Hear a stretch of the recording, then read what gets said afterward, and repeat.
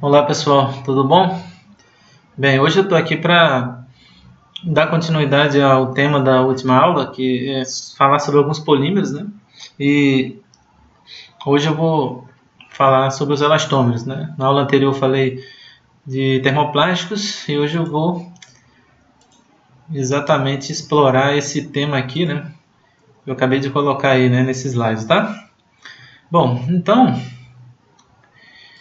como introdução a esse assunto, é importante sempre dizer que elastômeros também é um conteúdo bastante vasto, né, de normalmente disciplinas optativas de 4 créditos e de curso de engenharia de materiais. E então a abordagem nesse curso introdutório aqui, né, que eu faço, ela é só de 2 horas, né, de aula, tá?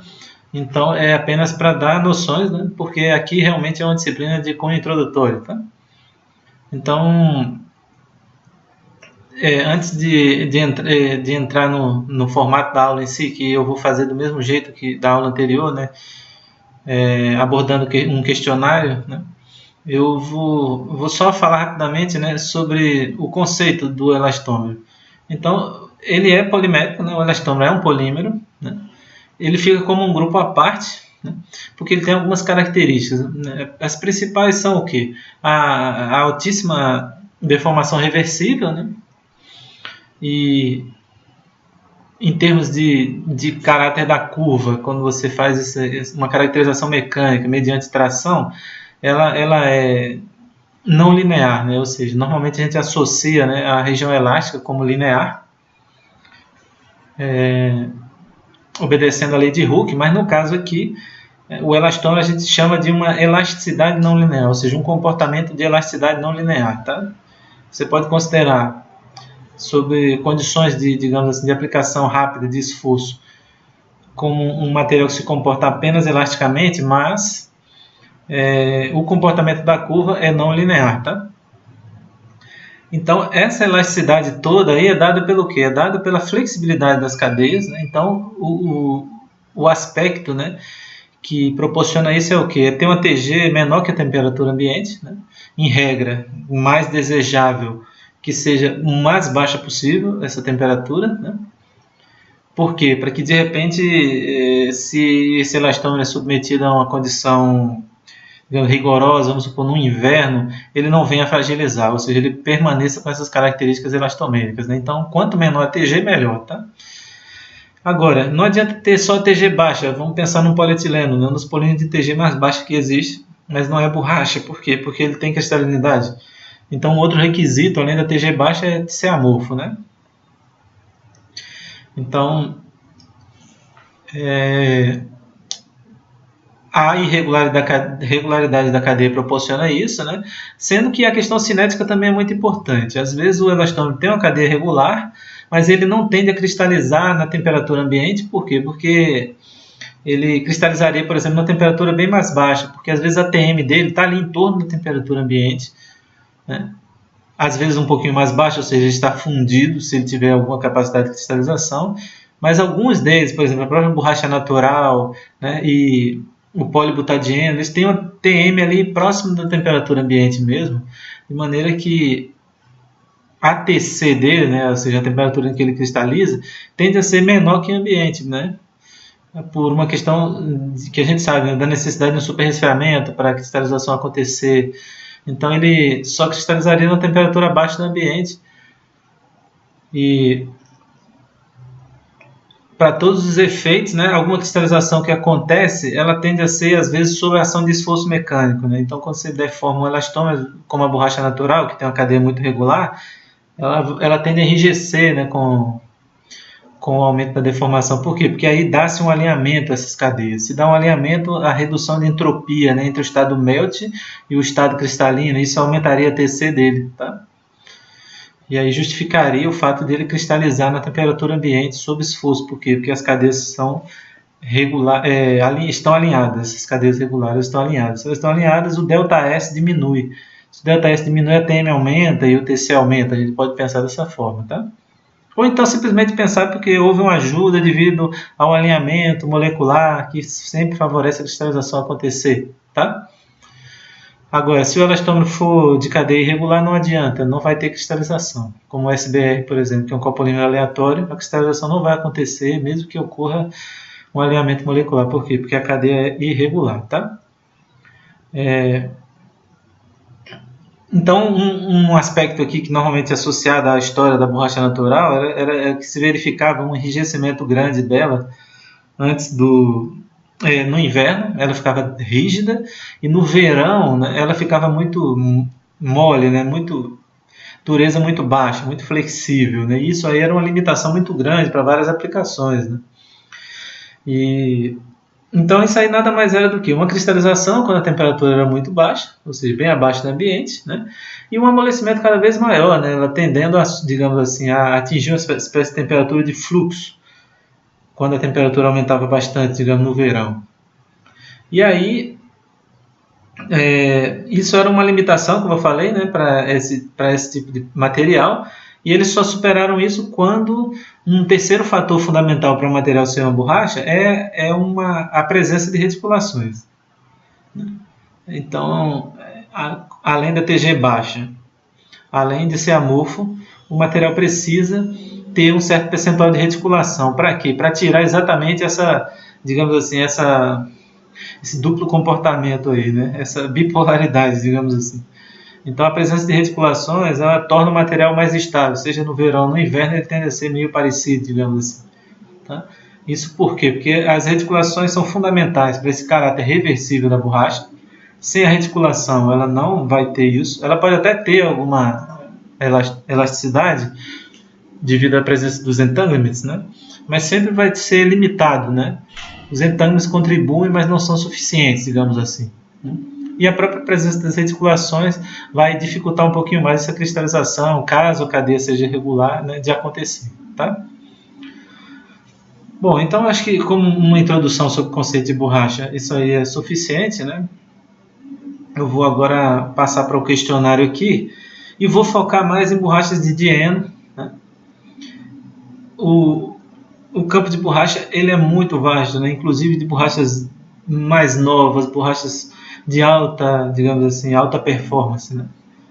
Então, quando a gente pensa em borrachas, a gente pensa em quê? A gente pensa inicialmente nas 3 mais usadas no mundo, que são quem? A borracha natural, né? O SBR e o polibutadieno. Né? Por que elas são mais usadas? Exatamente por uma aplicação fundamental para ela em termos de volume, né? De volume utilizado, que é exatamente em pneus. Tá? Então, essas 3 borrachas elas são usadas massivamente em pneus. Tá? Então,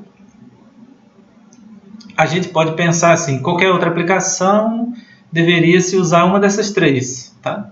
Sendo que elas apresentam algumas limitações fundamentais que viabilizam, né, a aplicabilidade em certas situações. Então, daí que surgem as outras borrachas, tá?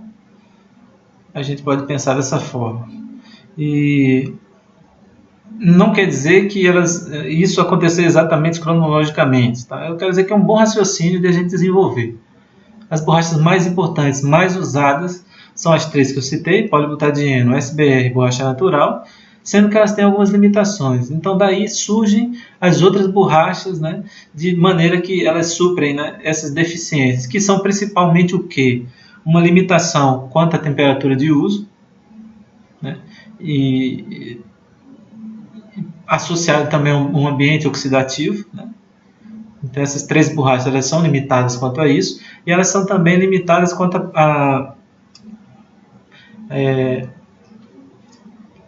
esqueci a palavra, ao contato, né? Elas são limitadas quanto ao contato com substâncias apolares, tá? Como por exemplo hidrocarbonetos. Exatamente pela semelhança química, né? Elas tendem a inchar muito na presença desses hidrocarbonetos. Então, se for, por exemplo, se pensar numa aplicação de transporte de fluidos apolares, então essas borrachas elas não podem fazer parte aí como material, tá? Então, nesse caso, tem que se buscar compostos polares. Então, é daí que surgem as borrachas, digamos assim, de desempenho superior, né? E aí você vai ver, por exemplo, a borracha nitrílica, né? A borracha clorada, e aí depois vão vindo borrachas saturadas que vão ter uma resistência maior à temperatura de uso, né? E outras, né, de altíssimo desempenho, como as borrachas fluoradas, que tem, além de ter cadeias saturadas, que faz com que elas sejam usadas em ambiente de termooxidativo, digamos assim, elas também têm uma resistência a solvente grande por terem polaridade. Tá? Então, daí vem todo um conjunto de borrachas que só fazendo a disciplina mesmo, né, de elastômeros para ter um conhecimento maior. Tá ok? Então, agora eu vou aqui para o questionário. Eu vou tentar responder de forma mais objetiva possível para que não fique tão grande o vídeo, né? Embora eu não sei realmente, eu nunca faço uma previsão de como vai ser isso aí. Bom, então eu vou aqui para a primeira pergunta, que é a seguinte: cite as borrachas de Dieno mais importantes, os monômeros usados e o tipo de polimerização de cada uma delas. Bem, então eu posso dizer que já citei praticamente todas, tá? Então, as borrachas de Dieno mais importantes são quais? A borracha natural, né? Eu posso chamar de poliisopreno, que chamando de poliisopreno eu incluo tanto a natural quanto a sintética, tá? Que existe a borracha natural, que é a primeira de todas, até porque já existia na natureza, né? Ela é a poliisopreno cis, toda cis, tá? E existe a borracha análoga sintética, né, de isopreno, né, que ela pode ser toda cis, ela pode ser parcialmente cis, ela pode ter outros isômeros que eu vou explicar daqui a pouco exatamente quais são, tá? Então, de novo, para responder de forma mais objetiva, né, borracha natural, que é a poliisopreno, a gente chama NR, né, Natural Rubber, né, vem disso, essa sigla, né? A segunda mais importante, que é a sintética, que é a SBR, né?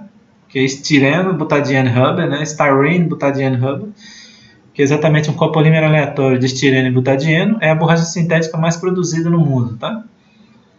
E a outra borracha importante de dieno é o que? BR, que é polibutadieno, tá? E eu poderia citar aí mais dois elastômeros importantes em termos de natureza diênica, que são quem? Colocar assim, que são a borracha nitrílica, que é a NBR, que é um copolímero aleatório de butadieno, acrilonitrila, né? E posso citar também a borracha colorada, que é a policloropreno, tá?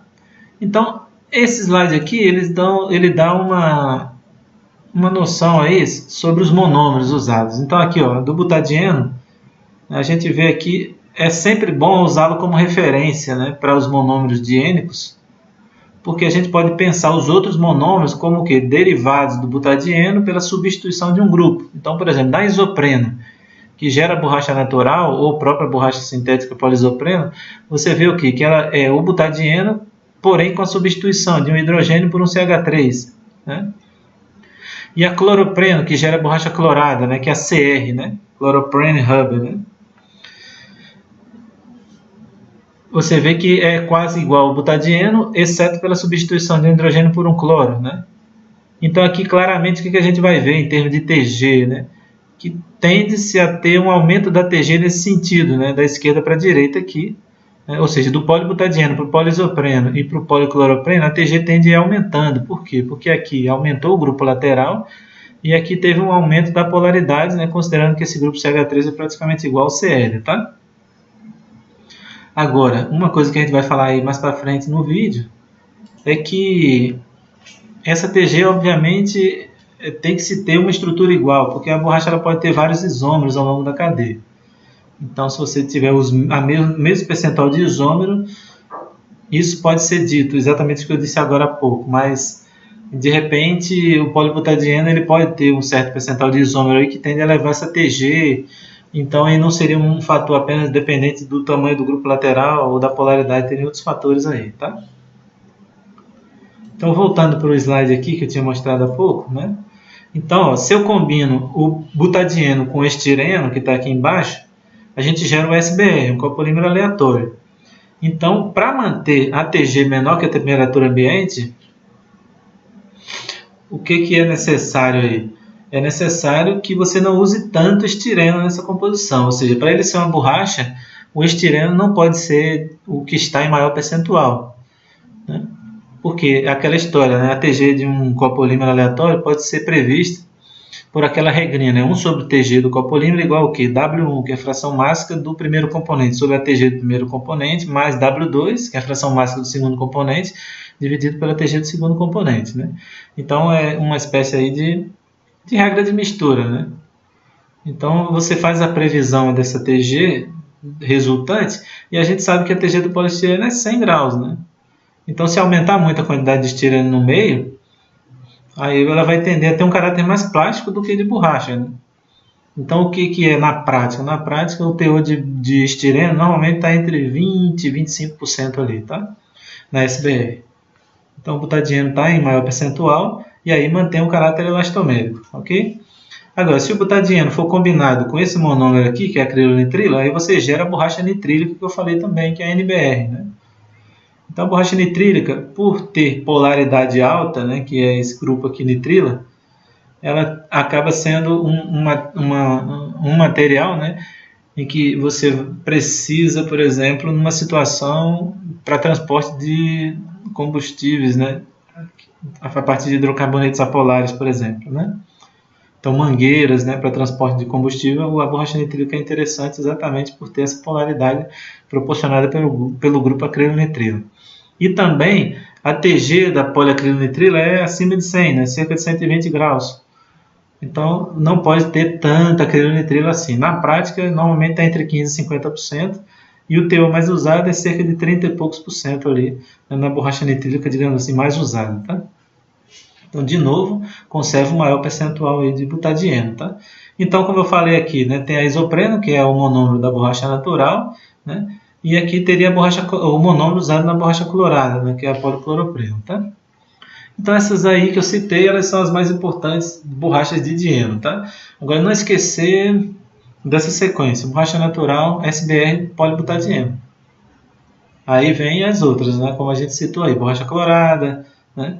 NBR, que é borracha nitrílica, tá? Entre outros. Então vamos lá. Ainda sobre a primeira pergunta aí, a gente observa o quê? Que tem os monômeros usados, a gente já citou, né? E o tipo de polimerização de cada uma delas, né? Então tem um detalhe muito interessante aí sobre as borrachas, que é o fato dessa natureza diênica aí, dessas que eu estou falando aqui nesse vídeo, né? Elas têm uma flexibilidade muito grande quanto ao mecanismo de reação, né? Elas podem ser, por exemplo, assim, no final das contas, são polimerizações em cadeia, né? São polimerizações em cadeia. Aí ela tem a flexibilidade de ser tanto radicais livres, quanto aniônica, né? Quanto ziegler-natta, né? E catiônica também. Tem essa flexibilidade, mas sendo que em termos práticos cada um tem um mecanismo principal usado, né? Então eu posso dizer o quê? A borracha natural a gente não fala disso, porque ela já vem pronta, né? Já vem macromoléculas a partir da árvore. Mas a poliisopreno, né, ela pode ser obtida por diferentes mecanismos, né? Mas citando o SBR, que é a borracha natural, a borracha sintética mais importante, ela é obtida normalmente via radicais livres, né, a forma mais comum, comercial, e você pode usar processos, também as técnicas que eu não vou citar aqui agora, né, que não é o objetivo, né, você pode usar técnicas em suspensão e emulsão, por exemplo, né, e um outro aspecto que eu queria citar é o fato das temperaturas, né? Existe o SBR sintetizado em temperaturas maiores e o SBR sintetizado em temperaturas menores. A gente chama de borracha quente e borracha fria, exatamente pelo tipo de iniciador usado. Então, na borracha quente, é via radicais livres, mas usa-se um peróxido, né, que tende a se decompor numa temperatura maior. Então, ali é 50 e poucos graus para cima. Agora, a borracha fria seria o quê? A temperatura de síntese normalmente está próxima a 0 grau, né? Entre 5 e 10. E você usa o quê? Um iniciador do tipo redox, que a gente fala, que também gera radicais livres, tá? Então, de forma resumida, a gente pode pensar o quê? Usa, em regra, iniciadores do tipo radical livre para sintetizar o SBR, tá? Isso aí é o que é mais importante. No caso do outro, que é o polibutadieno, também existe essa flexibilidade de vários mecanismos possíveis de síntese, tá? Agora, a forma mais comum, assim, a tendência atualmente, né, é de se usar mais catalisadores de coordenação do tipo Ziegler-Natta, tá? Agora, existe a polibutadieno comercial, por exemplo, do tipo aniônica, né, um composto de lítio, tá? Mas a cada dia mais tem sido usado os catalisadores do tipo Ziegler-Natta, que possibilitam, por exemplo, um alto teor de cis nessa estrutura, tá? Então, resumindo, polibutadieno tende a ser Ziegler-Natta, mas também existe a lítio, né? Ou seja, a aniônica, tá? Para esse tipo de borracha aí, tá? A borracha clorada tende a ser normalmente via radicais livres, ok? E a NBR também. Então, de forma geral, é isso aí, tá? Então, quem diferenciou mais aí foi a polibutadieno, né? A polibutadieno que usa-se mais catalisadores do tipo Ziegler-Natta. Então, outra pergunta é: o que é borracha natural? Bem, como eu já falei, a borracha natural é a poliisopreno, né? Então, a borracha natural é a poliisopreno do tipo cis. Então, agora eu vou falar um pouquinho essa história aí de cis, né? Se não fosse cis, seria o quê? Então, eu vou maximizar aqui, eu vou tirar minha... Então, olha só, aqui é o isopreno, né? Sendo que a gente sabe que um dieno é um composto que tem as duas duplas, como está aqui, né? O isopreno, como a gente tinha mostrado aqui anteriormente, né? De uma forma plana, né? Mas aqui a gente pode ver o quê? Que como aqui a ligação é simples, nesse meio aqui, ela pode girar, né? Então, quando ela gira, e se a polimerização na hora que acontece, né? E nesse caso aqui é um rearranjo, né, digamos assim, com a transferência da dupla para essa ligação aqui, que inicialmente é simples, né? Então, se a transferência, como está sendo mostrado aqui, ó, há uma quebra, né, da dupla aqui, uma quebra da dupla, com a transferência, né, do elétron para essa ligação central, gerando uma dupla no meio, né? Então, se ela acontecer da forma que está aqui, para essa primeira situação, o que você vai ter? Você vai ter os carbonos aqui, os CH2, em posições opostas, né? Então, você vai gerar o isômero do tipo trans, né? Porque uma vez quebrada a transferência para o meio, aqui não vai ter mais giro, digamos assim, da ligação. E aí você gerou o isômero do tipo trans. Agora, se nesse caso houve um giro antes de ter a quebra das duas duplas, né? Aí o que aconteceu? Os CH2 eles estão do mesmo lado, né? Então aqui a dupla agora foi formada no momento da quebra aqui, e os dois carbonos do tipo CH2 ficaram do mesmo lado. Isso aí gera a estrutura do tipo cis. Então essa aqui é a da borracha natural, tá? Então a estrutura da borracha natural é 99, tanto de cis, ok? Agora, existe a possibilidade, além desses dois isômeros cis e trans, de gerar o tipo vinil, né? Então, o tipo vinil é o quê? É a exploração apenas de uma das duplas aqui. Quando explora uma das duplas, não tem essa transferência da dupla para o carbono central, né? Para a ligação central, tá? Então, nesse caso, explora uma das duplas e a outra dupla fica o quê? Ela fica como uma ramificação. Então, vamos observar o primeiro caso aqui. Então, nesse caso, ó, a dupla ligação aqui do último carbono, ela foi quebrada, né? Então, no momento que ela quebrou, aí o que aconteceu? Todo esse negócio aqui, ó, vira uma ramificação, tá? Porque na hora que quebra, a cadeia vai crescer para cá, né? Então, no caso aqui, o que vai acontecer?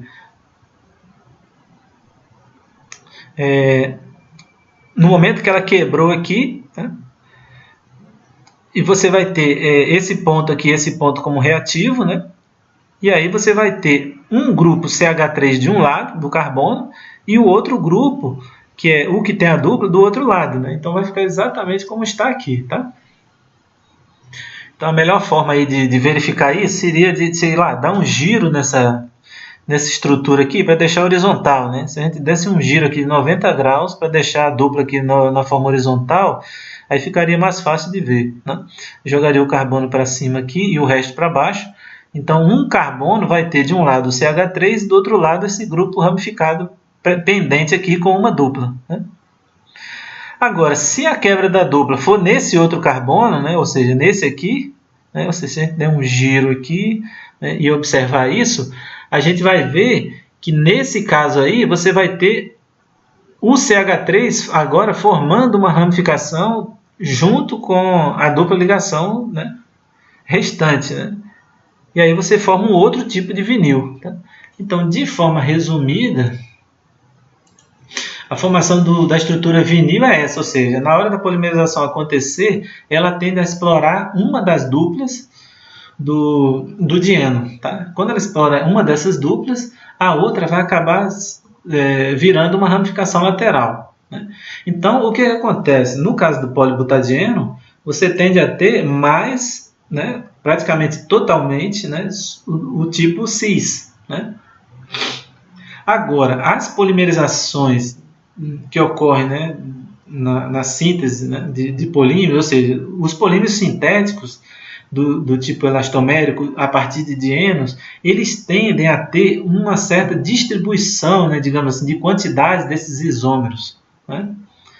Então, a depender do tipo de catalisador, a depender do tipo de condição de síntese, é que você pode ter um teor maior ou menor de um desses isômeros. Então, quando eu estava dizendo, por exemplo, que o polibutadieno, ele a cada dia mais tem sido sintetizado com catalisadores Ziegler-Natta, é que nesse caso tende-se a ter, ao final da estrutura, uma maior quantidade de cis. Na verdade, uma predominância quase de 100%, né, de cis, tá? No polibutadieno. Agora, já houve, por exemplo, na história, um momento aí em que se buscou um polibutadieno com maior teor de vinil, né, para dar um exemplo, tá? E no caso, por exemplo, da poliisopreno sintética, né, ela pode ser do tipo cis, ela pode ter um teor maior de vinil, ela pode ter um maior teor de trans, a depender do tipo de catalisador usado. Então, se busca um teor alto de cis, normalmente é com catalisador Ziegler-Natta, tá ok? Agora, a condição de temperatura, ela pode gerar ali, por exemplo, para aumentar a temperatura, pode reduzir o teor de trans de várias borrachas, isso tende realmente a acontecer, né? Na aniônica, você tende a ter uma distribuição razoável dos 3 tipos de isômero, no caso 4 aí que a gente está falando, né? Agora, na polibutadieno, citando um exemplo aqui, o 3 e o 4, os 2 tipos de isômero, eles são iguais. Por quê? Porque ela só tem hidrogênio ali, né? Ela não tem CH3 no caso como é o caso do poliisopreno. Então, o 3 e o 4 acabam sendo, no final das contas, um tipo de isômero só, tá? Agora, quando tem um grupo lateral a mais, como no caso do CH3 na borracha natural, o poliisopreno, ou no caso do Cl, né, que na borracha clorada, aí tem-se 4 tipos de isômeros, tá? Ou seja, dois tipos de isômeros vinil, o cis e o trans, tá? Bem, antes de ir para a próxima pergunta, eu vou mostrar antes, já isso aqui já para adiantar. Olha só, a borracha natural, ela vem com essa molécula aqui que é do tipo cis, né? Por que é cis? Porque a gente mostrou que os dois CH2 estão do mesmo lado. Então aqui, ó, seria o CH2 e aqui um CH2, né? Referente à dupla aqui, tá? CH2 e o CH2. Aqui, ó, CH2, CH2. Eles estão do mesmo lado, né, em relação à dupla aqui. Então a poliisopreno cis seria isso aqui. Existem plantas que produzem a poliisopreno toda trans.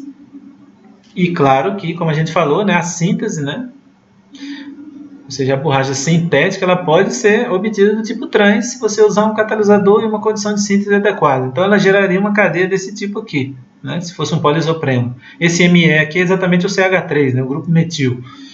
Então olha só o detalhe aqui, a diferença, né, de arranjo do cis para o trans.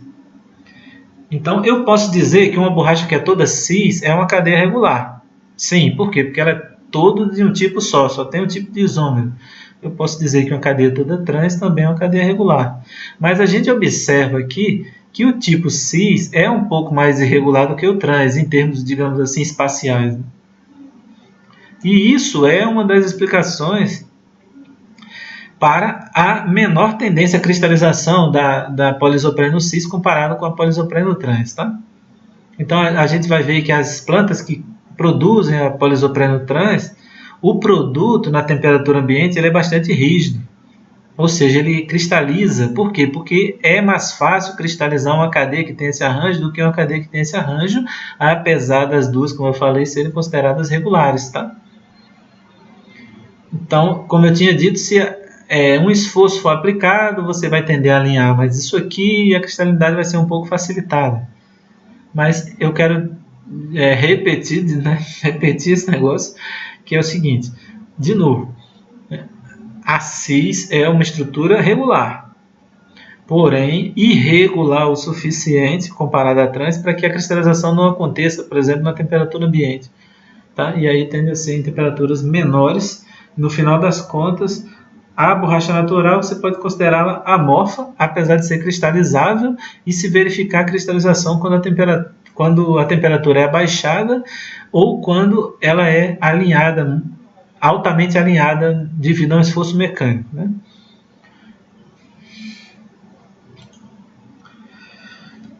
Bom, então, o que é borracha natural é a polisopreno cis, tá? Fiz toda uma viagem aí explicando, mas é a polisopreno cis. Então, essa explicação que eu dei aqui para os isômeros, ela é válida, né? Como eu falei, para polibutadieno, ela é válida para policloropreno, ela é válida para esses elastômeros de dieno, tá? Então, os elastômeros de dieno, eles têm esses isômeros, uma distribuição de isômeros. Eu poderia até chamar isso de uma espécie de uma copolimerização, né? Apesar de ser o mesmo tipo de monômero, né? Mas pensando em meros agora, eu posso pensar que as borrachas sintéticas diênicas, elas tendem a ser copolímeros, né? Desses isômeros delas mesmas, tá?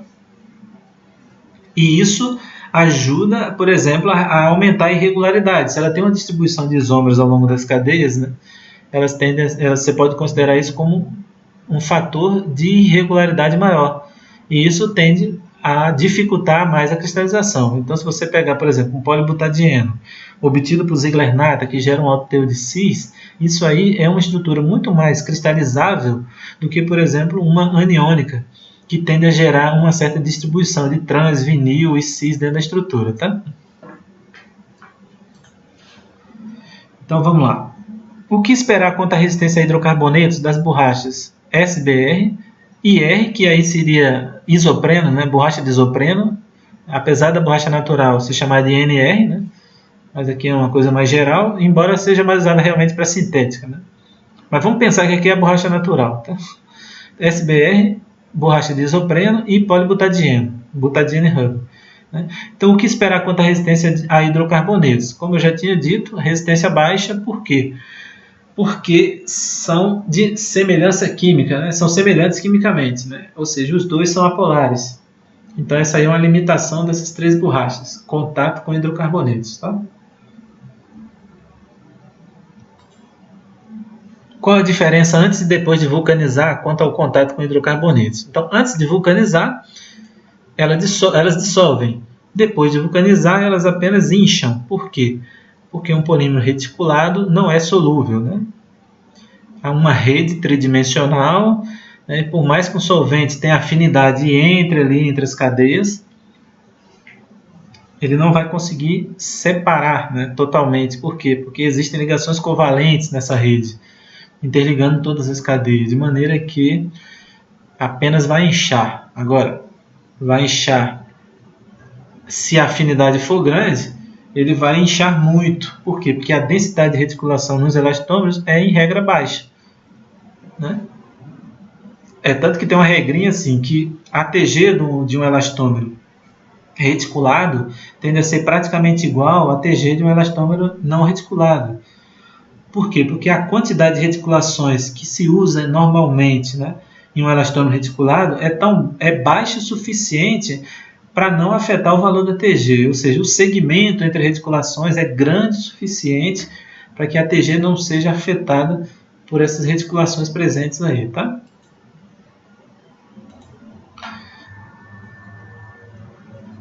Ok? Então, justifique, já justifiquei, né? A justificativa é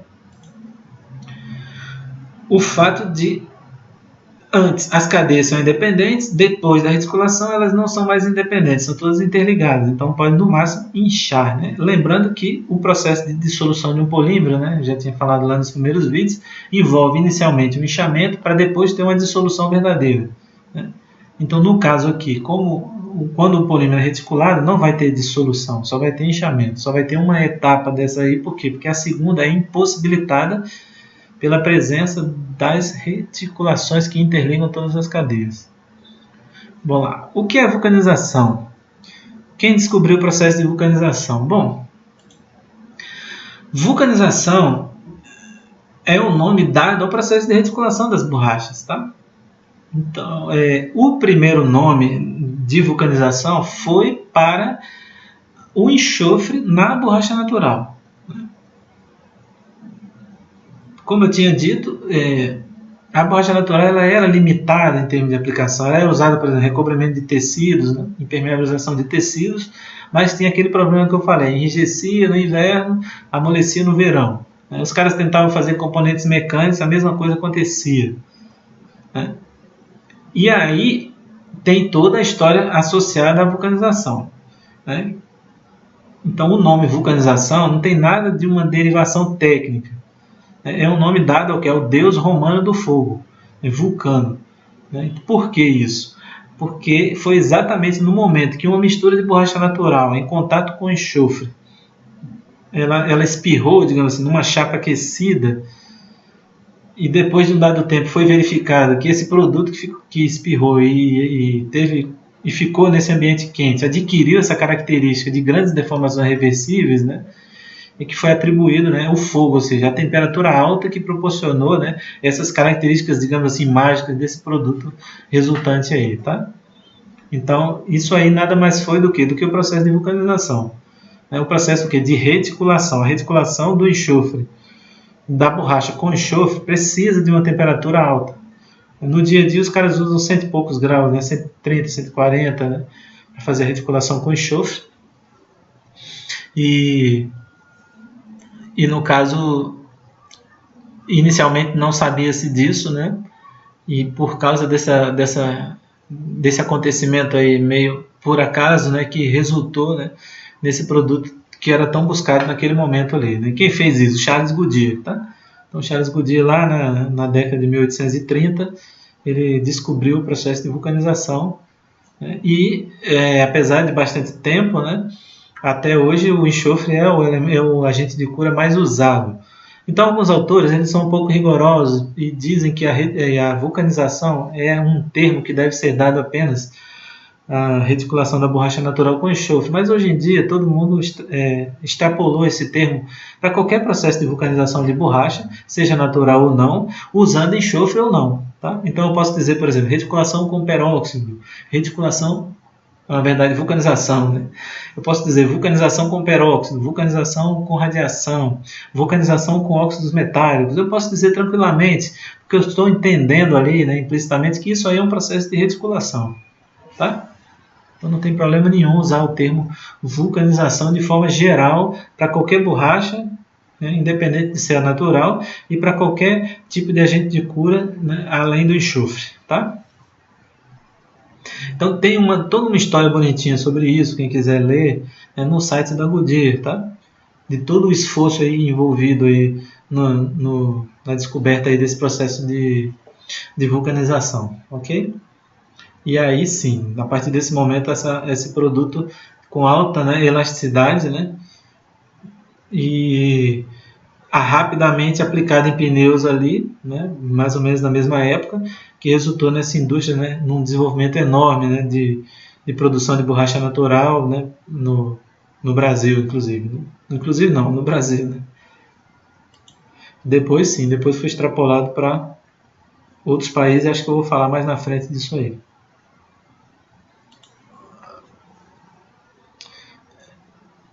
O que a vulcanização proporciona um composto elastomérico? Então, como a gente falou, né, a vulcanização ela deixa o composto insolúvel, né? Ela deixa o composto uma rede tridimensional ligada covalentemente, né?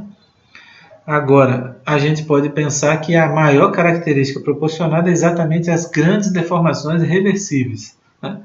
existe uma contribuição dos entanglements para a elasticidade, mas os entanglements têm uma limitação quanto a essa extensibilidade máxima. Porque se o esforço continuar sendo aplicado, os entanglements vão acabar sendo desfeitos. Então, no caso aí quando você faz uma rede permanente, digamos assim, elas atuam como âncora, as reticulações atuam como âncora. Então, o processo de deformação, de desenovelamento, ele se dá quando o esforço é aplicado, mas as moléculas renovelam quando o esforço é removido, exatamente porque as reticulações trazem de volta esses segmentos aí que foram inicialmente desenovelados. Tá? Porque o processo de deformação dos elastômeros, eu expliquei em um vídeo recente aí, ele se dá pelo desenovelamento, um processo de redução de entropia. A entropia reduz quando ela é alongada e depois, pela busca de uma maior entropia, de uma menor energia livre, ela tende a retornar uma condição mais estável quando o esforço é removido. Tá? Então, respondendo o que a vulcanização proporciona, principalmente, é o que? As grandes deformações reversíveis. Tá? Agora, tem outros aspectos, como a gente citou, o caráter de insolubilidade, entre outras coisas. O que dizer sobre a aditivação das borrachas? Bem, quem estuda borracha, quem visitou uma empresa de borracha, por exemplo, quem assistiu um vídeo sobre pneus, fabricação de pneus, vai ver que os elastômeros eles são usados, em regra, muito aditivados. A quantidade de aditivos tende a ser grande. E essas aplicações convencionais, como eu falei, às vezes você tem 10, 15 aditivos ali, é uma coisa muito interessante, Porque às vezes você vê ali, parece ter efeitos antagônicos, sei lá, porque eu coloco uma coisa para aumentar, outra coisa para diminuir, mas tem tudo um porquê. Tá? Não é por acaso, não. Isso é uma ciência mesmo, Então, os elastômeros, sei lá, vamos pensar aqui no pneu, eles usam o negro de fumo como carga, eles usam o sistema de cura, que tem uns 4 ou 5 componentes, os aceleradores, os ativadores, o agente de cura, Aí você vai ver que tem uma quantidade de óleo muito grande, Aí também pode usar plastificante, e aí tem um sistema para reduzir degradação, que são os antioxidantes, tem antiozonantes, tem um monte de componente aí, tá? Então a gente pode dizer de forma bem objetiva que os elastômeros são usados em regra com bastante aditivos, com um teor grande de aditivos, e por isso que eles têm todos os equipamentos bem particulares. A indústria de borracha tradicional ela tem equipamentos bastante robustos para a realização de mistura em alto teor de aditivos. Tá? Os famosos misturadores Banbury, eles são equipamentos bastante robustos, dos mais importantes para a realização dessa etapa de mistura aí de borracha com aditivos. Tá?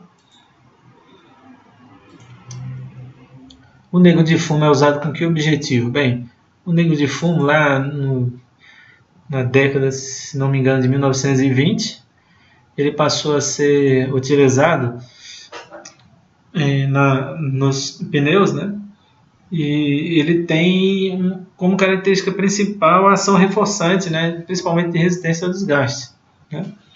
Então ela é uma carga que tem uma afinidade muito grande com essas borrachas aí que eu falei, borracha natural SBR, por exemplo, e o próprio polibutadieno, Então tem uma afinidade muito grande. E pela natureza nanométrica dessa carga, ela tem um efeito reforçante muito elevado. Então a resistência ao desgaste é muito grande, E aí vai depender de quê? Do tamanho de partícula. Você vai ver que tem vários grades de negro de fumo, tem os mais e menos reforçantes. Os mais reforçantes tendem a dar uma esterese maior, que é uma propriedade sempre importante em pneus, propriedade associada à perda de energia, que no final das contas está associada ao consumo de combustível. Tem uma esterese alta, consome mais combustível de um pneu, por um pneu. E hoje em dia os caras estão levando isso tudo em conta. Eles querem o quê? Um produto que tenha a resistência a desgaste alta, mas que não tenha a esterese alta. Então você vai ver que o negro de fumo você tem vários grades ali. Quanto menor o tamanho de partícula, mais reforçante ele tende a ser, porém mais esterese ele tende a proporcionar. E aí os caras vão buscando formas alternativas ali, às vezes misturas com sílica, para reduzir a esterese. Tem toda uma história aí, mas só fazendo mesmo uma disciplina mais aprofundada para se ter um conhecimento maior. Tá? Então, resumindo, ele é usado principalmente para aumentar a resistência ao desgaste, porém ele proporciona outras coisas ali, por exemplo, aumento da rigidez da borracha, né? Ele proporciona uma proteção maior contra a degradação, por exemplo, do tipo V, né? Ele tende a, por incrível que pareça, a gerar um produto com uma deformação maior, tá? Uma borracha com deformação maior. Apesar de ser uma coisa aparentemente contraditória, né? Quando a gente usa carga numa borracha, a gente pensa que tenderia a reduzir, né, a deformação, mas na verdade no negro de fumo tende a aumentar até certo percentual, e depois volta a cair. Volta não, depois cai. Bem, então acho que essa primeira lâmina aqui está respondido, né? Está respondido, então esses slides todos aqui eu já falei. Bom, esse slide aqui seria algo a mais aí, para dar um reforço aí para... Opa! Sobre a borracha natural, né? Acho que eu já posso associar esse outro aqui, vamos lá. Qual a principal fonte de borracha natural? Bem, a borracha natural, ela é obtida principalmente... Cadê? Ela é obtida principalmente de uma planta, né, de origem brasileira, né, digamos assim, da América do Sul, que é a chamada Hevea brasiliensis, né, a seringueira, né? Então essa planta aí ela tem um caule lá que, ao ser vazado, digamos assim, né, os caras fazem uns cortes lá em certos anos, tem toda uma ciência para isso, né? E aí ela começa a liberar, né, um látex, né, que é uma suspensão, ou seja, a borracha natural está em suspensão ali com água e vários outros componentes. Então, se eu colocar esse slide aqui agora, vocês podem ver aí alguns componentes presentes, né? Então, por exemplo, hidrocarbonetos, proteínas, carboidratos, lipídios, né, entre outros componentes aí, tá? Então, a gente pode resumir aqui de forma bem simples o que ela tem. Além da água, né, em alto teor, né, ela tem o hidrocarboneto, que seriam essas moléculas de poliisopreno cis, como eu falei, e aí ela tem outros componentes, como ácidos, né, graxos, né, como ácido esteárico. Ela tem algumas proteínas lá dentro, né, e tem outros componentes lá, né, de maneira que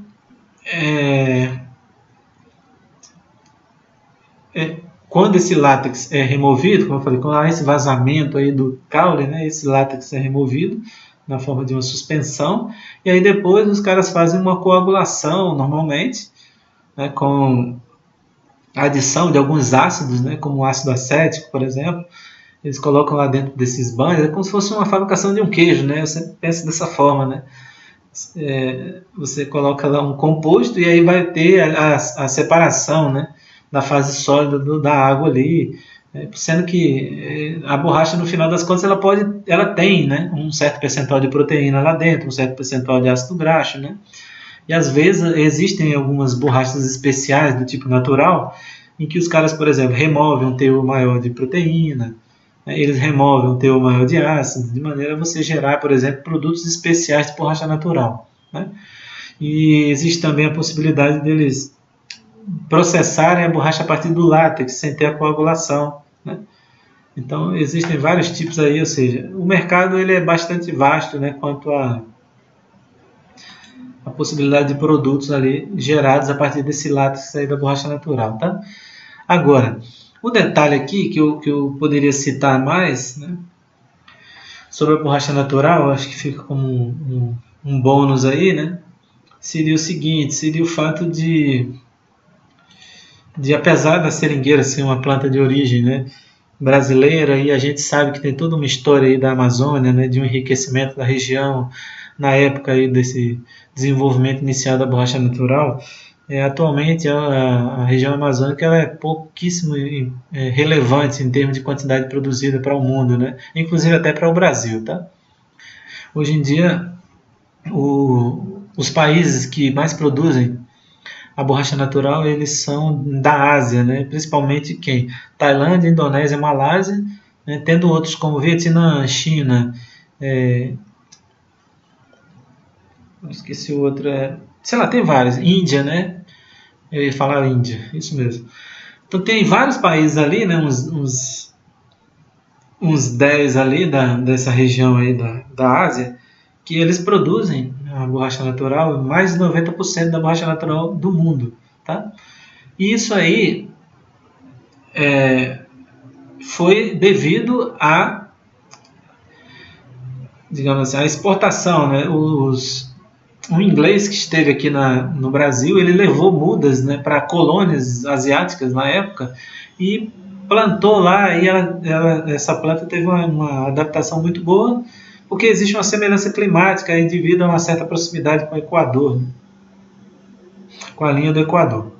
E devido a isso, a forma de plantação, né, digamos, de uma maneira como monocultura mesmo, né, isso proporcionou, né, a superação, digamos assim, em termos de produção desses países comparado ao Brasil, né?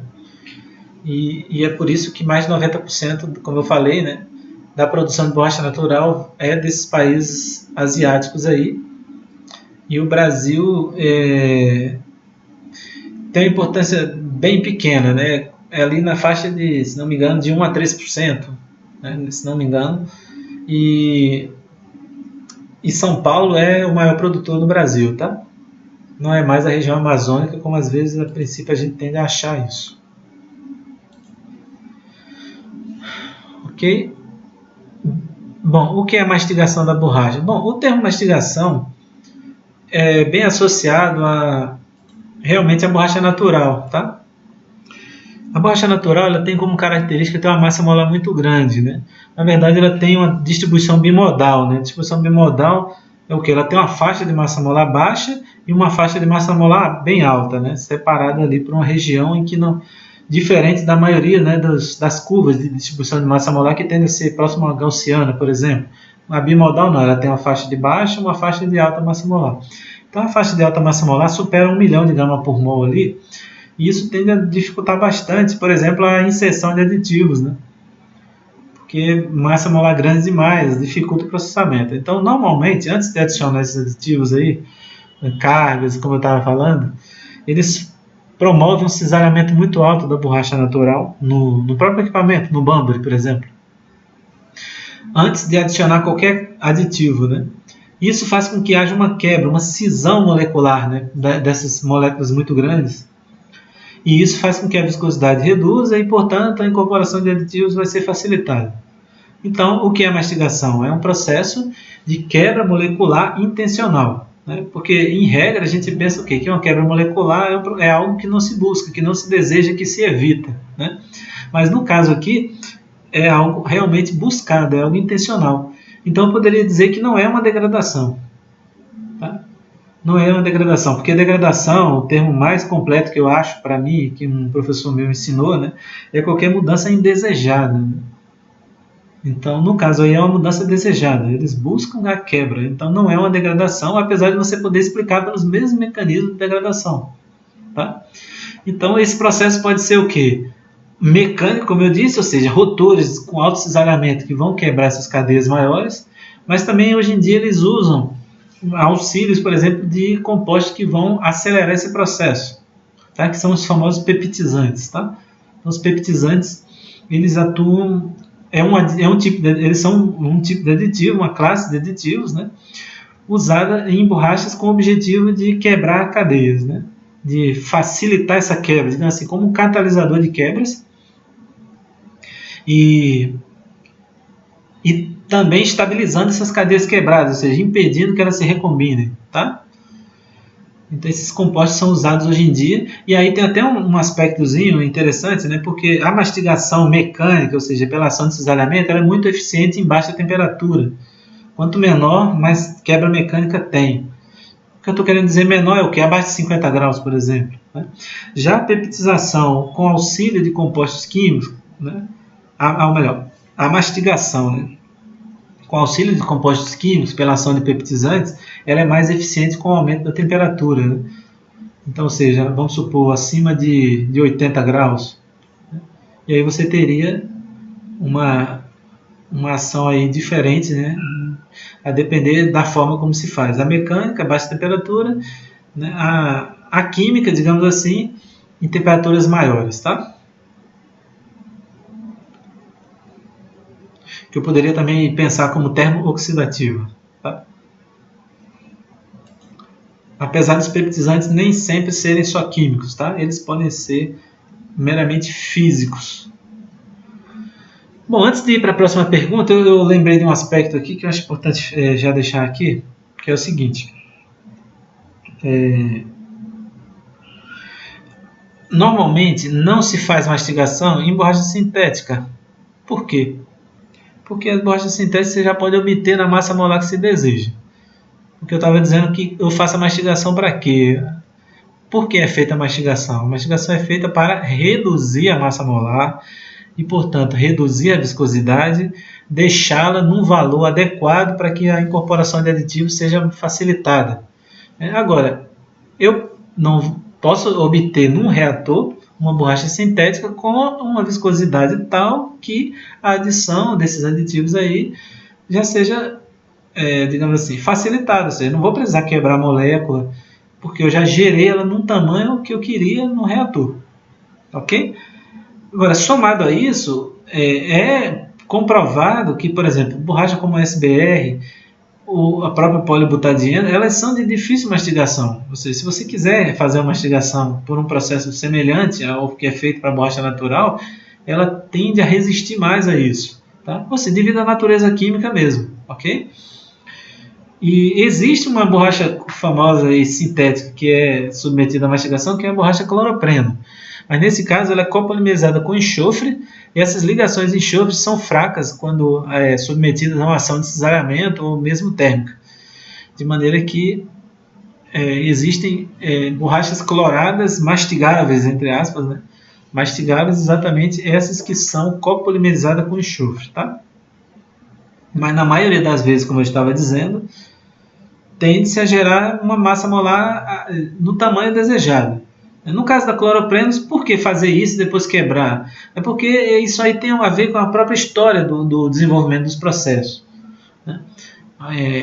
Tende, por exemplo, na reação a gerar naturalmente uma massa molar muito alta, e isso aí dificultava o processamento, e naturalmente eles arrumaram uma estratégia de fazer com que essa massa molar reduzisse na hora do processamento. Se ela não tivesse esse comonômero aí de enxofre, essa quebra seria muito difícil, porque, como eu falei, a natureza química dificulta essa quebra, mas a presença do enxofre possibilitou, né, essa mastigação aí, tá? Então, voltando lá para o slide, aplicações da borracha natural. Bem, gente, aplicações N, né?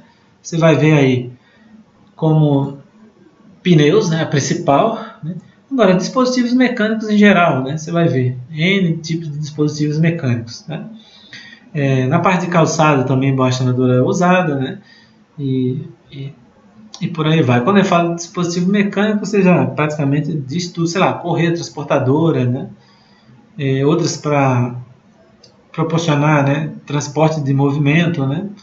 E como eu falei, né, componentes mecânicos mesmo, né? Ali, sei lá, em regiões de vedação, né, entre outras coisas, tá? Mas não tenha dúvida que a aplicação em pneus é a mais importante aí, né, para esse tipo de polímero, tá? Bom, agora eu vou para o segundo slide aqui de perguntas e a gente vai falar do polibutadieno, né? Qual o tipo de iniciador preferencial usado na síntese do polibutadieno? Então, como eu estava dizendo, ela tem a possibilidade de usar todos eles, né, radicais livres, aniônico e Ziegler-Natta, né? Agora, em termos comerciais, as importantes são aniônico e Ziegler-Natta, e cada dia mais o Ziegler-Natta, né, tem sido usado, ok? Quais os isômeros possíveis de se obter na polimerização do butadieno? Como eu já expliquei anteriormente, né, cis-trans e vinil, né? Aquela história que eu disse, por exemplo, do polibutadieno todo cis tende a gerar um produto de TG mais baixa, né? E se gera um produto de TG mais baixa, ele tende a ter, por exemplo, na hora de usar em pneus, eu vou falar daqui a pouco, ele é usado mais como blendas, né? Em pneus, ele não é usado sozinho, é sempre misturado com polibutadieno e SBR, né? Mas ele tende a proporcionar, por exemplo, produtos de maior resistência a desgaste e produtos de menor esterese, tá? Então ele proporciona isso a essa blenda aí. Então, menos desgaste e mais esterese. E eu vou pensar isso associado a quê? Eu vou pensar isso associado a menor TG. Tá? Quanto mais cis, tende a ter uma menor TG. Se tem uma menor TG, as moléculas, digamos assim, têm uma mobilidade suficiente, digamos assim, para ter uma recuperação rápida, uma vez o esforço aplicado. Isso explica a menor esterese. Tá? E também essa recuperação rápida e também é associada a um menor desgaste do produto final. Eu até sempre falo na disciplina de elastômetro que eu leciono, que se a TG aumenta, a gente pode pensar que o material vai ficando mais rígido, né? Isso faz sentido, né? Eu não vou explicar em detalhes aqui, mas faz sentido de certa forma. Então, eu poderia pensar, poxa, se ele vai ficando mais rígido, quanto maior a TG, mais resistente ao desgaste. Mas, na verdade, em borracha é o contrário. Tá? A TG maior tende a gerar um produto que desgasta mais. Tá? Por quê? Exatamente por causa do mecanismo. Porque para vários tipos de metais, a gente sempre associa dureza com resistência ao desgaste maior. Mas no caso de borracha, como o mecanismo envolvido aí no desgaste ele é diferente, quando a TG aumenta, na verdade, o desgaste tende a aumentar. Tá?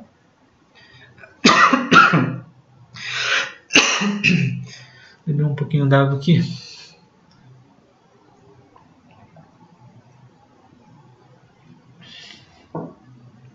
Bom, como eu disse, uma parte inicial aí do vídeo, o SBR ele é utilizado em pneus, né? E ele tem uma importância muito grande, principalmente em relação a...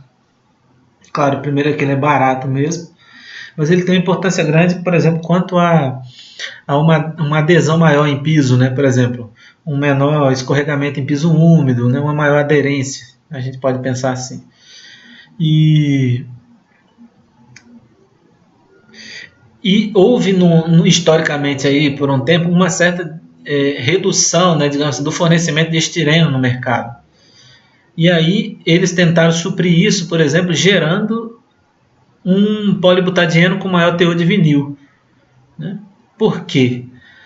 Porque o que leva o poliestireno, melhor, o SBR, né, que tem estireno na composição, proporcionar uma borracha, né, de SBR que dá uma maior aderência, né, e maior tração no molhado, que a gente fala, isso se deve a uma maior TG. Né? E, ao contrário, ela também proporciona uma maior esterese, né? Que é negativo. Então você busca sempre um balanço aí de propriedades. Tá? Ou seja, você tende a aumentar um, reduz o outro. É o tal de um triângulo mágico que tem lá na explicação, por exemplo, das propriedades de um pneu. Né? Então, no caso do SBR, como eu estava dizendo, ela proporciona isso aí, adesão, né, em piso úmido, maior aderência, e uma tração maior em ambiente úmido também, né, em piso úmido, né, e isso devido a TG maior. Né. Aí, como o estireno faltou no mercado, eles tentaram suprir isso com uma borracha de polibutadieno com alto teor de vinil. E faz todo sentido. Por quê? Porque tendo maior vinil, que é exatamente ter um grupo lateral, né, um isômero que tem um grupo lateral, esse grupo lateral faz com que a TG da borracha aumente. E como a TG da borracha aumenta, aí vem essa história, né? A maior aderência, maior desgaste, maior tração no molhado, tá? Maior esterese. Tá? Então eles conseguiram realmente por um tempo aí suprir. Ou seja, o isômero vinil tem um papel semelhante ao estireno, tá? Na borracha, em termos de aumentar a TG no final das contas. Tá ok? Vamos para o próximo aqui. A TG do BR. Então, vamos lá, parte 2. Quais os isômeros possíveis de se obter na polimerização do butadieno? Como a gente disse, cis, trans e vinil. E no caso do butadieno em particular, é um vinil só, tá? Não tem o vinil 3, vinil 4, não. É só um vinil. Por quê? Porque não tem aquele grupo extra lá, por exemplo, um CH3 do isopreno e um Cl da clorada. A TG da BR é maior ou menor que a NR? É menor, né, considerando um mesmo percentual de isômero, né? Ou seja, vamos comparar todas cis. Toda cis de butadieno é menor do que a borracha natural. Por quê? Porque não tem um grupo lateral CH3. Né? O grupo lateral CH3 dá uma certa enrijecida na cadeia da borracha natural, de maneira que a TG aumenta um pouco. Tá? O maior uso de BR de que forma? Bem, bom, gente, o polibutadieno em pneus ele é usado como blendas, como eu estava dizendo.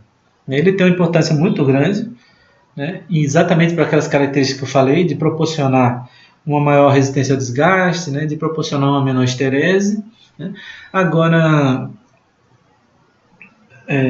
ela sozinha em pneus não é usada, e sim como blenda, exatamente porque ela tem uma resistência mecânica muito baixa, ela sozinha, tá?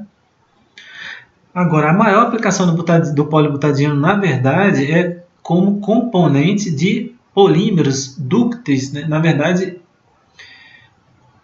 vítreos dúcteis, né? Que são quem? O PSAI, o poliestireno de alto impacto, e o ABS, né?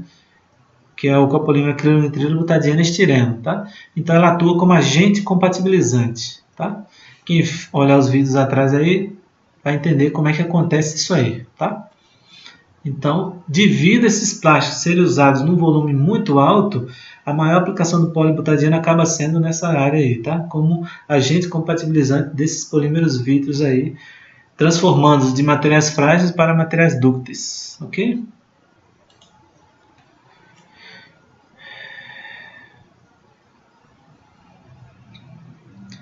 O que é o SBR? Como eu já falei, né, o SBR é um copolímero aleatório de butadieno estireno, a borracha sintética mais produzida. É produzida em maior volume. Por quê?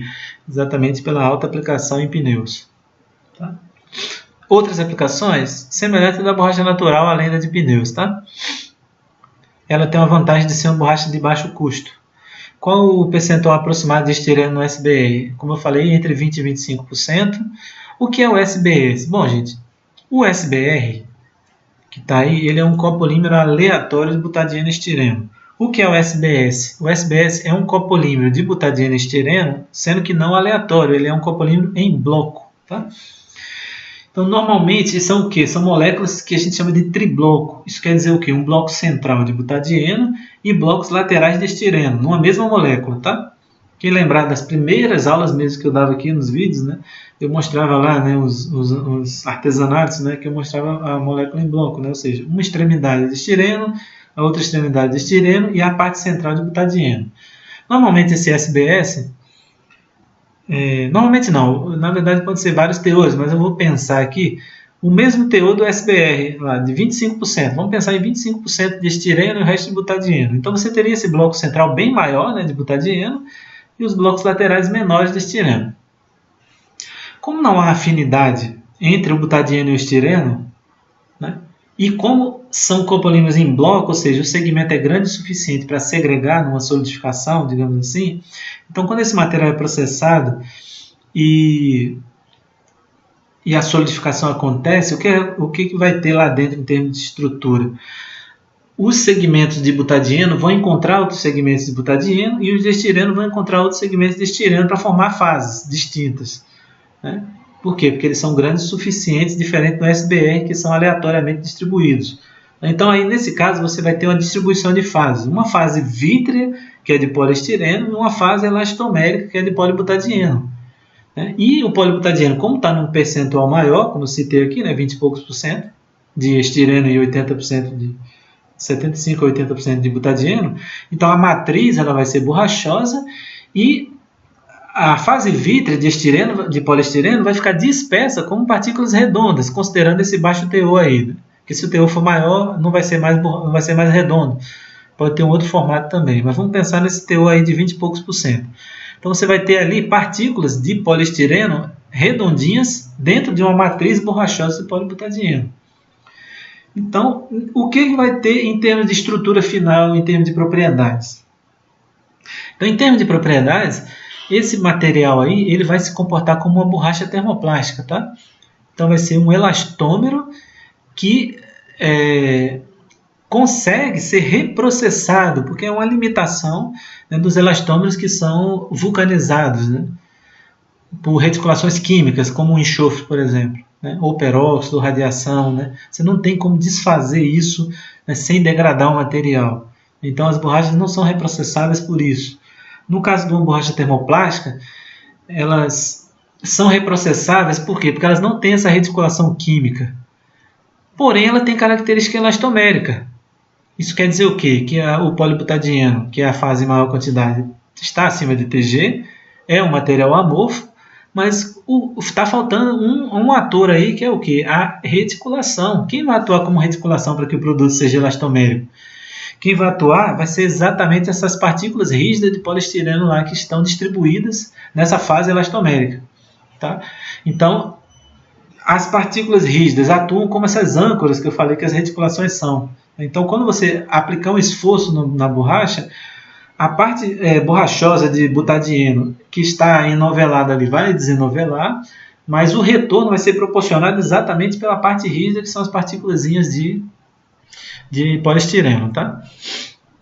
Então, ela é uma borracha termoplástica. Por quê? Porque se eu aquecer acima da Tg do poliestireno, que é 100 graus, essa fase que é rígida ela vai virar borrachosa também. Né? Então, aí não há ligações químicas, né, entre as cadeias. Há apenas um papel de reticulação dado por uma fase rígida, porém essa fase rígida ela pode ser desfeita diversas vezes, né, reversivelmente pela ação do calor, tá? Ou mesmo de solventes. Okay? Então, uma borracha termoplástica é isso. Ela é feita normalmente por copolímeros em bloco, né? E tem uma parte que é rígida e uma parte que é flexível. Né? E essa parte rígida ela pode ser amolecida pela ação do calor ou de solventes e, portanto, ela é um material termoplástico. Tá? Agora, tem sempre uma limitação. Por exemplo, em pneus, ela é limitada, não vai poder ser usada por quê? Pelo menos atualmente, né? De repente os caras vão pesquisando, descobrindo novas coisas, né? Mas no cenário atual ela não é usada, por quê? Exatamente porque o pneu aquece muito quando usado, e quando aquece, ela ia ter uma fluência, né? Ela ia fluir, porque a fase rígida que está atuando com reticulação vai começar a se desfazer, e portanto ela ia ter deformações permanentes lá, e não ia ter mais essa característica de elasticidade, alta elasticidade, né? Ou seja, de deformações reversíveis, tá ok?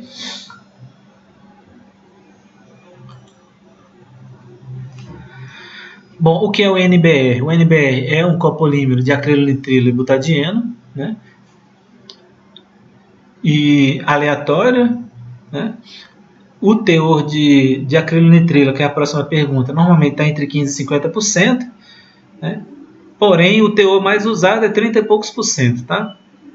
Aumentar o percentual de acrilonitrilo implica em quê? Vou trazer esse slide de novo aqui para relembrar o que é acrilonitrilo, é exatamente isso aqui. Bom, esse grupo pendente aqui, que é o C-tripla-N, né, é um grupo altamente polar. Né? Isso quer dizer o quê? Que aumentar o percentual desse monômero na composição vai tornar a borracha cada vez mais polar. Então, se ela fica cada vez mais polar, ela tende a ser um produto cada vez mais resistente a solventes apolares. Tá? Agora, a acrilonitrila, ao aumentar o percentual dela, também aumenta a TG, né? Exatamente por aquela regra de mistura que eu falei. Tá?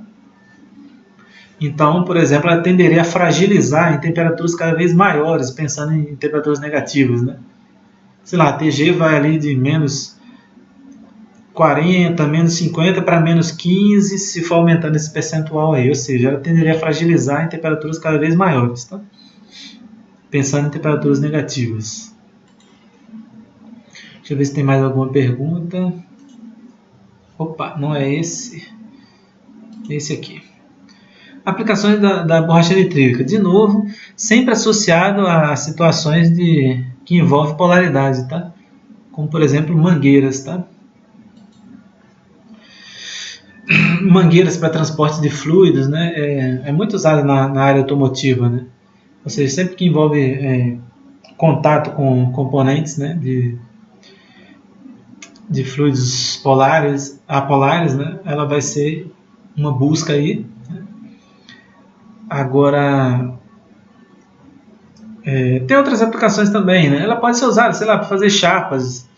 Você vê chapas de borracha nitrílica, né? Você vê componentes, né? Agentes de vedação, né? Mas é aquela história que eu falei, né? Você vai buscar sempre numa situação em que ela seja, que ela tenha características que as outras não têm, que é as mais importantes lá, tá? E uma coisa da borracha nitrílica que ela acabou tendo A gente pode pensar, digamos de forma bem simples, que a borracha nitrílica seria sempre a borracha polar buscada, ou seja, seria sempre a borracha buscada quando se quer um produto que vai estar em contato com solventes apolares, né?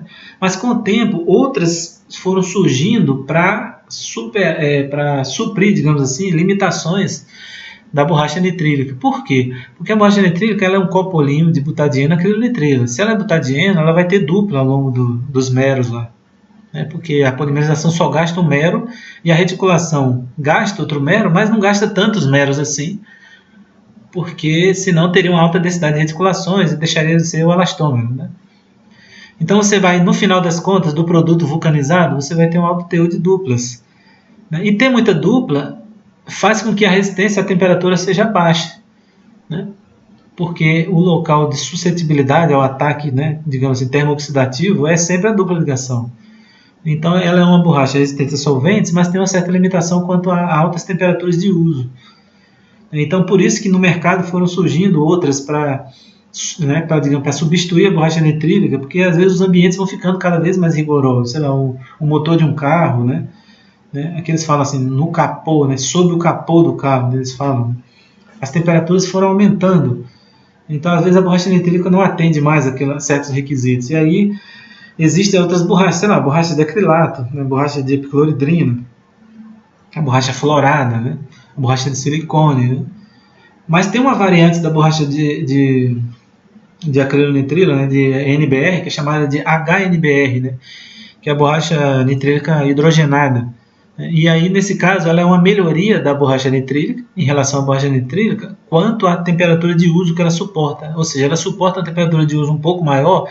Por quê? Aí a gente vai entender no nome, né, borracha nitrílica hidrogenada. O que quer dizer isso? Os caras fazem um tratamento de hidrogenação da borracha nitrílica. E isso faz com que a dupla seja quebrada e adiciona hidrogênios, né, a essas duplas quebradas, ou seja, aos carbonos, né, de maneira que agora o número de duplas é reduzido nessa borracha. E se reduz o número de dupla, ela vai ser menos suscetível à termooxidação e isso justifica a maior temperatura de uso que essa borracha nitrílica hidrogenada apresenta, tá? Então é uma variante, né, da borracha nitrílica, porém com menor teor de dupla, devido a um processo de hidrogenação catalítica que é feito, tá? Deixa eu ver se tem mais alguma. Bom, já foi resolvido isso aí. Um próximo slide, o que é a borracha clorada? Bom, borracha clorada, como eu falei, né, é a borracha obtida a partir da polimerização do cloropreno, tá? Então é a policloropreno, né, ou CR, né, a sigla é CR, que é borracha clorada, como está aqui, né, no topo aqui das perguntas, CR, Chloroprene rubber, tá? Então, um detalhe aqui que eu queria citar, como eu tinha dito antes, ela é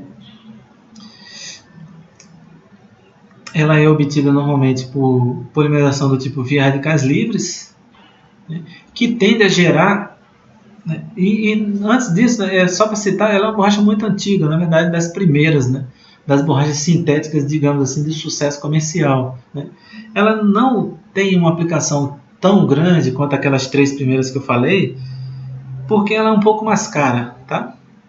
Ela é um pouco mais cara. Agora,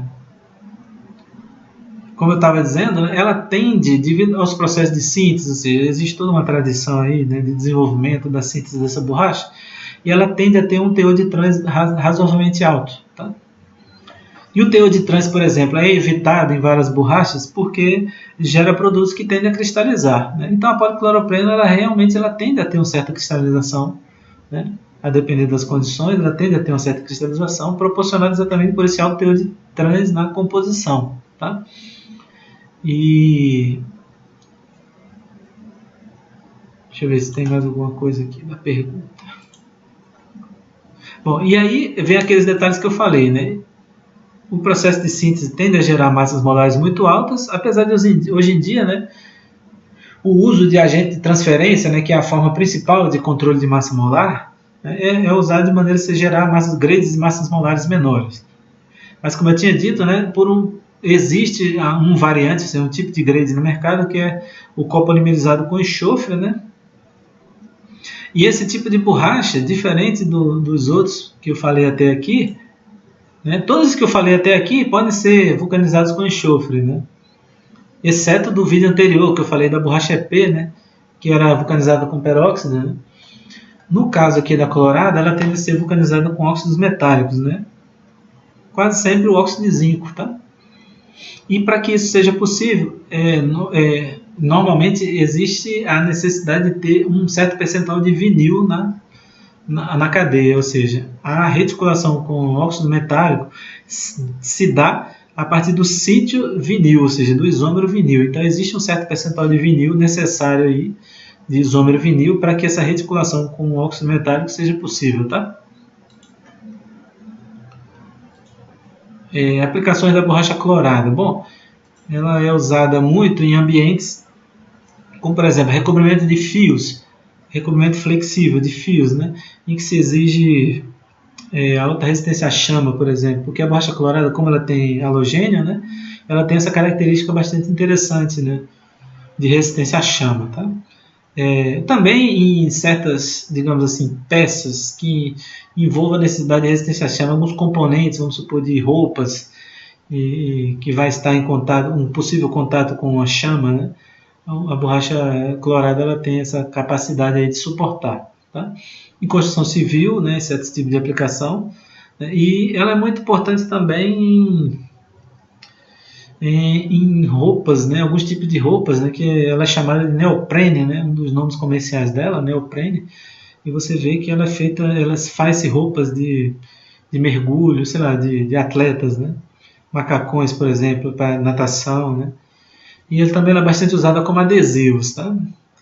E aí você pode justificar o quê? Como uma certa rigidez do produto final devido à cristalização que acontece, né? Uma certa polaridade que dá uma interação maior, né? E, portanto, uma resistência maior desse adesivo, né?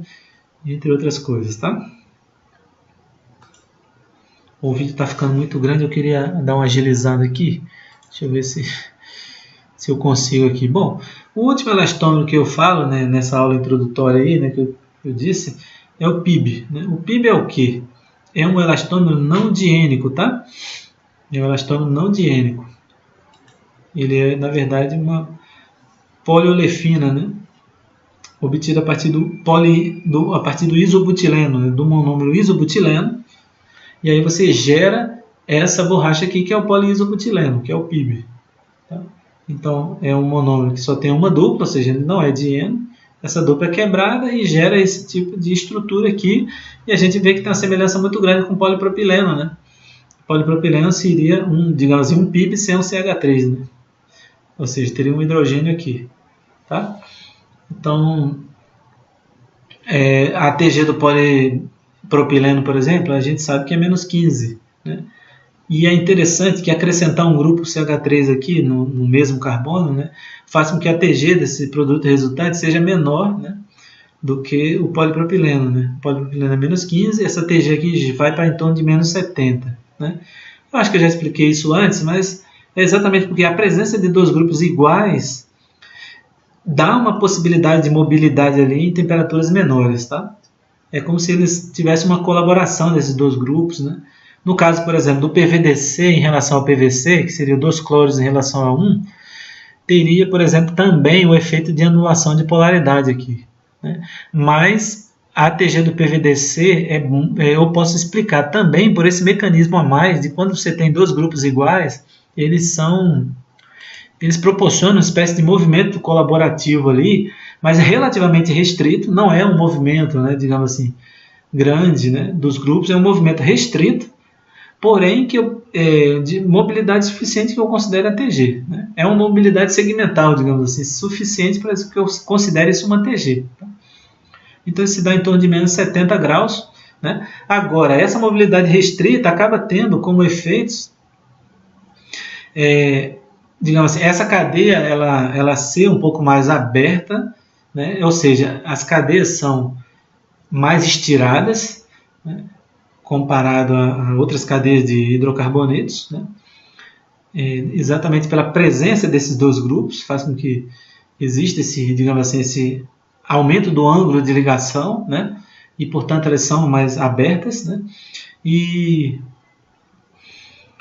um outro aspecto, pelo fato de ser uma mobilidade restrita, elas apresentam uma esterese muito alta, né? É uma coisa característica dessa borracha, ou seja, se a gente medir a esterese a partir de uma tangente de perda, a gente vai ver que a tangente de perda ocorre numa faixa de temperatura muito grande, né? E não digamos, num pico mais restrito, que seria a transição normalmente observada para a tangente de perda para a maioria dos elastômeros, né? Então ela tem essas duas características aí associadas exatamente à presença desses dois grupos, né, num único carbono ali, tá? Agora, vamos lá, qual o mecanismo de iniciação de polimerização típico do PIB? Então, no caso aí do PIB, ela é uma catiônica, tá? Em termos comerciais, eu posso considerar como quase a única mesmo, né? Que eu me recordo aqui, o único dos elastômeros obtido com polimerização do tipo catiônica, tá?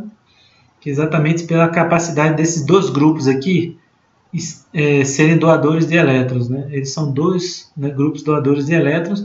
Então o centro ativo aqui na hora da polimerização estaria aqui nesse carbono, né? Então teria um cátion aqui. Então, como são doadores de elétrons, isso aqui seria um processo de estabilização, né, desse centro ativo, né? Coisa que no polipropileno não seria possível, ou seja, um CH3 só não estabiliza suficientemente, apesar de ser doador de elétrons, mas é um grupo só, mas não seria suficiente para estabilizar, por exemplo, um processo de polimerização catiônica do polipropileno. Por isso que ele é obtido via Ziegler-Natta, tá? Eu disse que era o último, mas na verdade... não, é o último sim. É o último em termos de perguntas. Analisa a estrutura do PIB quanto à tendência à cristalização. Bom, quando a gente falava de cristalização, a gente falava o quê? Se a cadeia é simétrica, a cristalização tende a acontecer. Para olhar essa simetria, eu pegava um carbono, olhava o átomo de um lado, o átomo do outro. Então aqui a gente vê hidrogênio aqui, hidrogênio aqui. Se eu pego outro carbono, CH3 aqui, CH3 aqui. Então eu posso dizer que essa cadeia ela é altamente regular, tá? Ela é altamente regular.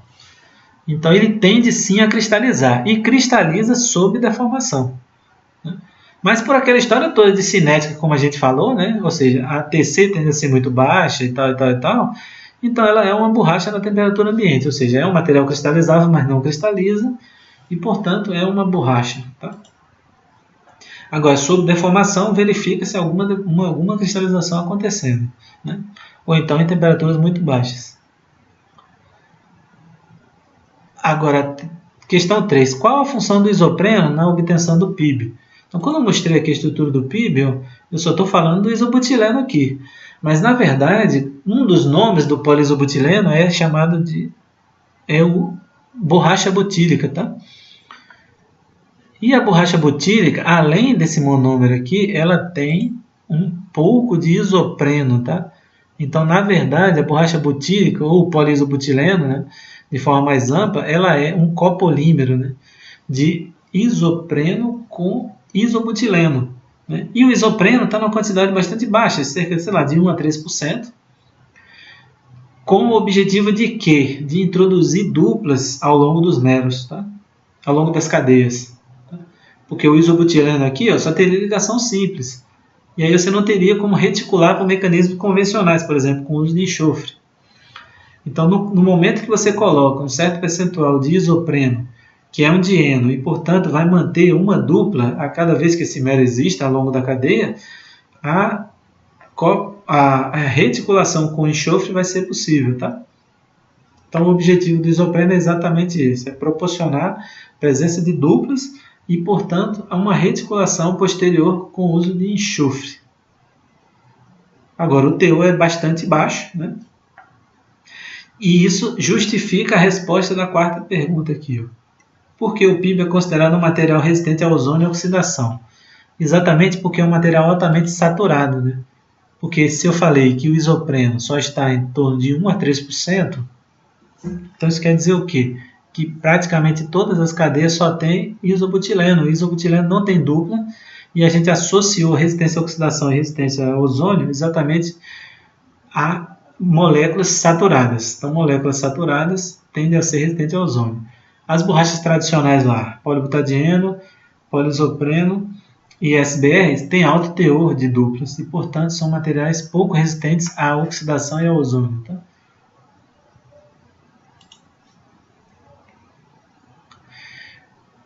Aplicações do PIB. Bom, eu coloquei o PIB aqui, não foi por acaso, né?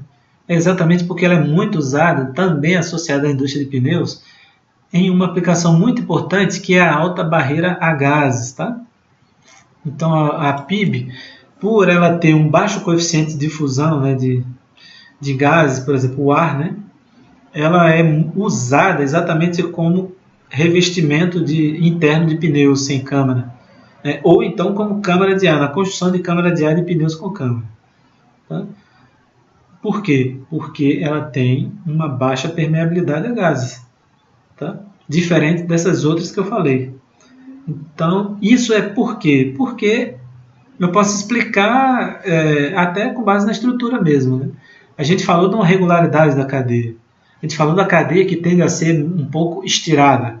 Né? Então, a aproximação de cadeias regulares é facilitada. Né? Quando ela é usada nessa aplicação, ela está sob deformação.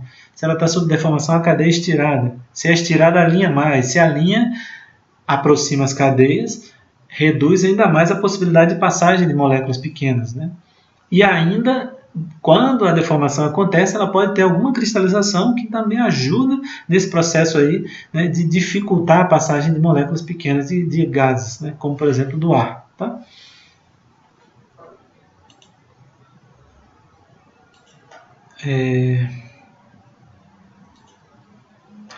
Bom, só um detalhe aí, né, que eu gosto de deixar registrado, é que atualmente, né, na verdade, a borracha butírica usada em revestimento de pneus, né, em revestimento interno, ela na verdade era uma variante da borracha butírica que eu acabei de descrever aqui, que é a borracha chamada de halobutírica, né? Ou seja, são borrachas butíricas halogenadas. Né? Semelhante àquele processo de hidrogenação que eu falei para a borracha nitrílica, faz um processo de coloração ou de bromação, né, na borracha butírica, né, de maneira a introduzir grupos bromo ou grupos cloro, né, na borracha butírica. E isso, a presença desses elementos halogênios aí, né, faz com que ela tenha uma taxa de cura maior, né, coisa que a borracha butírica não tem. A borracha butírica tem como característica uma taxa de cura baixa. Né? E isso inviabilizava, por exemplo, a cura concomitante, por exemplo, de um pneu ali feito de borracha natural, SBR, com o revestimento interno, né, de borracha butírica.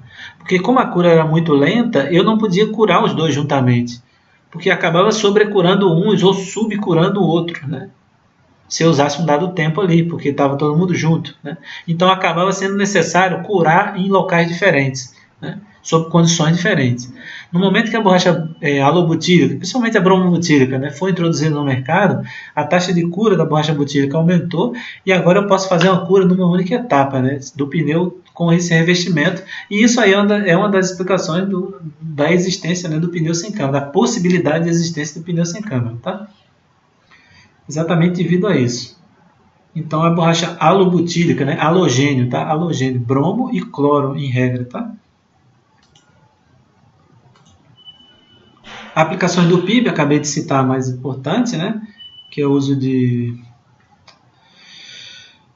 em pneus, né? Como revestimento, né? E também ela é usada em outras aplicações, como por exemplo, onde se exige, né, resistência à oxidação alta, né?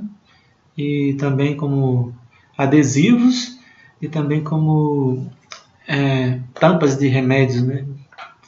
Tampas de remédios. Entre outras, tá? Em aplicações tem N, né? Eu citar aplicações é um negócio meio, às vezes meio, sei lá, entediante, né?